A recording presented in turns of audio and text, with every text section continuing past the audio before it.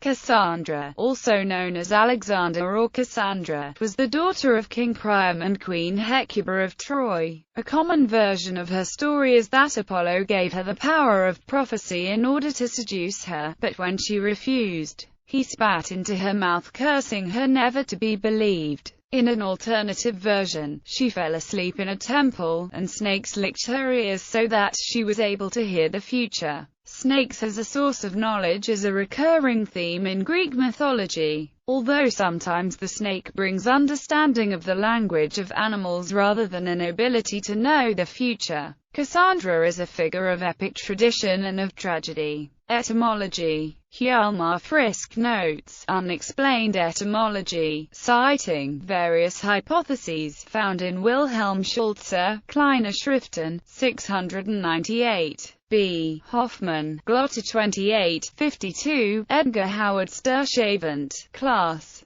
Phil. 21, 248 ff. Davro, La Legenda de la Profetessa Cassandra 90 ff. and Albert Carnoy, Les Acute T. Class. 22, 344. Rs. P. Beeks cites Garcia Ramon's derivation of the name from the Proto-Indo-European root *kend, raise, family and gift of prophecy. Cassandra was the daughter of King Priam and Queen Hecuba and the fraternal twin sister of Helenus and a princess of Troy. According to legend, Cassandra had dark brown curly hair and dark brown eyes and was both beautiful and clever, but considered insane. However, her perceived insanity is the result of being cursed by the god Apollo. Many versions of the myth relate that she incurred the god's wrath by refusing him sex, sometimes after first promising herself in exchange for the power of prophecy. Hyginus says, Cassandra, daughter of the king and queen, in the temple of Apollo, exhausted from practicing, is said to have fallen asleep, whom, when Apollo wished to embrace her, she did not afford the opportunity of her body, on account of which thing, when she prophesied true things, she was not believed. In another version, Cassandra consented to have sex with Apollo in exchange for the gift of prophecy, and then broke her promise.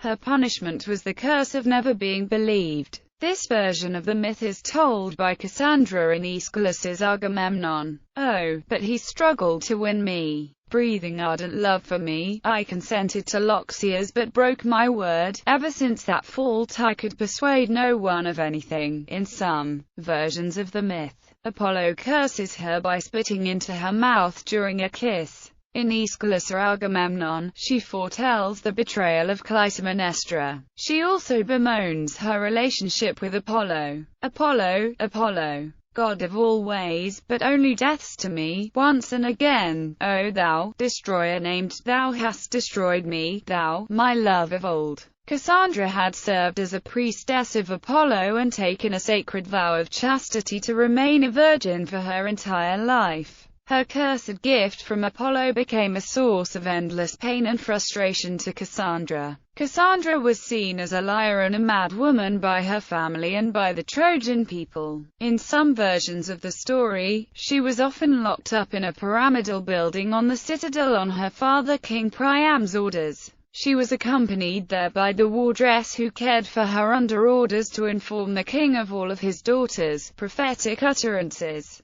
She was driven truly insane by this in the versions where she was incarcerated, though in the versions where she was not, she was usually viewed as being simply misunderstood. According to legend, Cassandra had instructed her twin brother Helenus in the power of prophecy for him to be a prophet. Like her, Helenus was always correct whenever he had made his predictions, but unlike his sister, people believed him. Cassandra made many predictions, with all of her prophecies being disbelieved except for one. She was believed when she foresaw who Paris was and proclaimed that he was her abandoned brother. This took place after he had sought refuge in the altar of Zeus from their brother's wrath, which resulted in his reunion with their family. Cassandra foresaw that Paris's abduction of Helen for her to be his wife would bring about the Trojan War and cause the destruction of Troy. She did warn Paris not to go to Sparta along with Helenus, who echoed her prophecy, but their warnings ended up being ignored.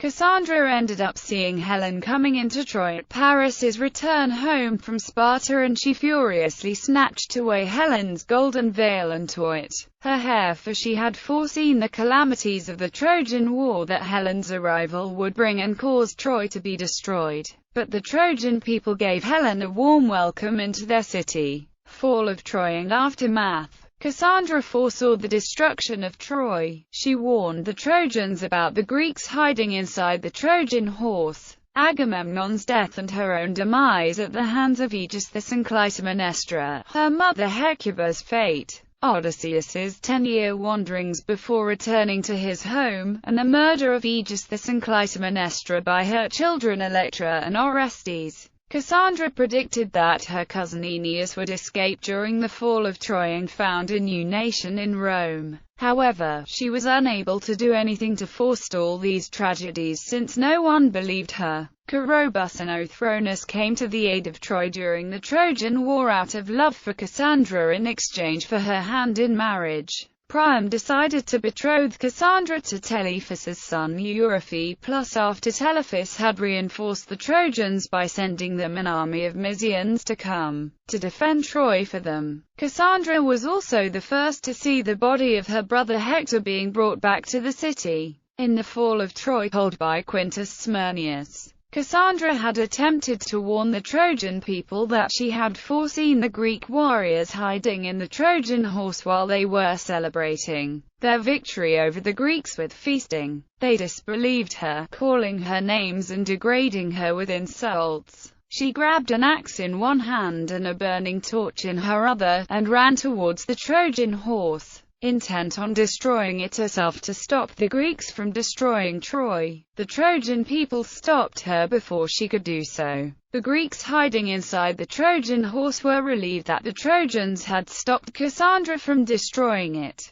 but they were surprised by how well she had known of their plan to defeat Troy. At the fall of Troy, Cassandra sought shelter in the temple of Athena, and there she embraced the wooden statue of Athena in supplication for her protection, where she was abducted and brutally raped by Ajax the Lesser. Cassandra was clinging so tightly to the statue of the goddess that Ajax knocked it over from its stand as he dragged her away. One account claimed that even Athena, who had worked hard to help the Greeks destroy Troy, was not able to restrain her tears, burnt her cheeks with anger. In one account, this caused her image to give forth a sound that shook the floor of the temple at the sight of Cassandra's rape before her image turned its eyes away, as Cassandra was violated. Although others found this account to be too bold, Ajax committed sacrilege since, as Cassandra was a supplicant of Athena, he should have left her alone, for supplicants were untouchable in the sanctuary of a god, under the protection of that god. Furthermore, he committed another sacrilege by raping her inside the temple of Athena. Despite it being strictly forbidden for people to have intercourse in the temple of a god, Odysseus demanded to the other Greek leaders that Ajax should be stoned to death for his crimes, which had enraged Athena and the other gods. But Ajax ended up saving himself from their wrath, as none of them had dared to punish him, as he had clung as a suppliant to Athena's altar, proclaiming his innocence of his crimes with an oath. Athena was furious at the Greeks' failure to punish Ajax for his crime over his rape of Cassandra in her temple, and she gravely punished him with the help of Poseidon and Zeus, as Poseidon sent storms and strong winds for her to destroy much of the Greek fleet on their way home from Troy. She punished Ajax herself by causing him to have a terrible death, though the sources of his death differ. The Locrians had to atone for Ajax's great sacrilege against Cassandra in Athena's temple, as they were obliged to send 2 maidens to Troy every year, to serve as slaves in Athena's temple there for 1,000 years. But if they were caught by the inhabitants before they reached the temple, they were executed.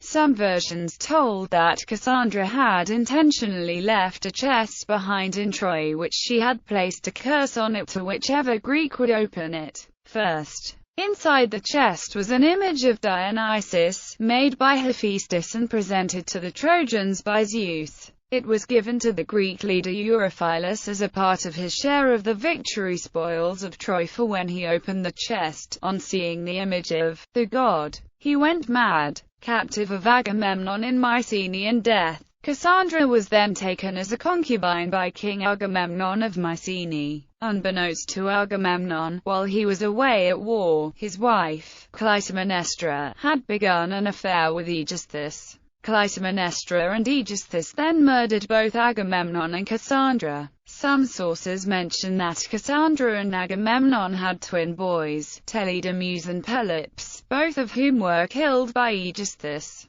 Cassandra had been sent to the Elysian fields after her death, as her soul was one of the ones judged worthy enough from her dedication to the gods and her religious nature during her life to be there. Cassandra was buried either at Amyclae or Mycenae, for the two towns disputed the possession of it. She had been buried most likely in Mycenae. Heinrich Schliemann was certain that he had discovered Cassandra's tomb when he had excavated Mycenae, since he had found the remains of a woman and 2 infants in one of the circle graves at Mycenae. Agamemnon by Aeschylus. From Aeschylus's trilogy Orestia, the play titled Agamemnon depicts the king treading the scarlet cloth laid down for him, walking off stage to his sure death. After the chorus's ode of foreboding, time is suspended in Cassandra's mad scene. She has been on stage, silent and ignored. Her madness that is unleashed now is not the physical torment of other characters in Greek tragedy, such as in Euripides' Heracles or Sophocles' Ajax. According to author Seth Shine, 2 further familiar descriptions of her madness are that of Heracles in The Women of Trachis or Io in Prometheus Bound. She speaks, disconnectedly and transcendent, in the grip of her psychic possession by Apollo, witnessing past and future events. Shine says, she evokes the same awe, horror and pity as do schizophrenics.